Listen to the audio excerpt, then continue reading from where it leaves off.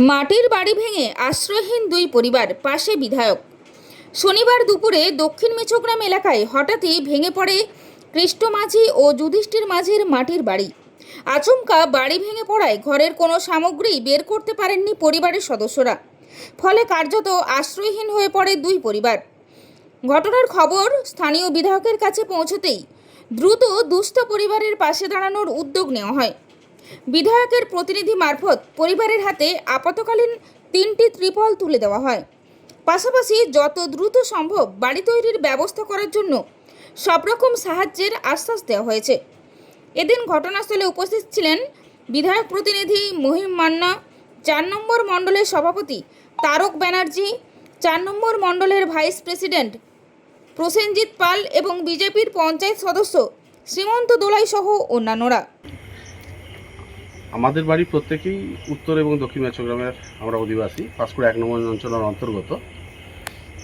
তৃণমূলের সীমাহীন দুর্নীতি এবং তোষণবাজির জন্য এই রকম অবস্থা।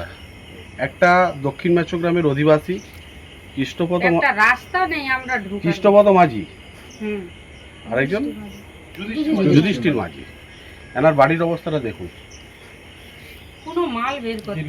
আজকে দীর্ঘ 50 বছরের বাড়ি, এত গরিব মানুষ, একটা বাড়ি দেওয়ার ক্ষমতা নেই। নিজেরা কোটি কোটি টাকার দুর্নীতি করে এক একজনের কোটি কোটি টাকার বাড়ি করছে, সীমাহীন দুর্নীতি করছে। পঞ্চায়েত লেভেল থেকে শুরু করে পঞ্চায়েতের যে ত্রিস্তরীয় পঞ্চায়েত ব্যবস্থা, সেই পঞ্চায়েত ব্যবস্থার প্রত্যেকটা যারা প্রতিনিধি সীমাহীন দুর্নীতির সঙ্গে যুক্ত। সেই সঙ্গে আপনারা দেখতে পারেন, আমরা প্রত্যেকেই এই রাস্তা দিয়ে আসছেন। মমতা ব্যানার্জি বলছিল 100% কাজ নাকি হয়ে গেছে। 1% কাজও যদি হতো তাহলে ভাবতাম যে অনেক কাজ হয়েছে। 1% কাজও হয়নি। প্রকৃত যারা গরিব মানুষ, যারা দুস্থ মানুষ, যারা নিয়মিত রোজগার করেন, লেবার খেটে, সংগঠিত এবং অসংগঠিত শ্রমিকের কাজ করে যারা নিয়মিত রোজগার করেন, সেই সমস্ত মানুষের ঘরবাড়ির অবস্থা এরকম ভেঙে পড়ে গেছে। আজকে যদি সেই রকম অবস্থা ঘটতো, বাড়িতে যদি মানুষ থাকতো সেই মুহূর্তে, তাহলে কিন্তু বাড়ি চাপা হয়ে অনেকে মারাও যেতে পারতো।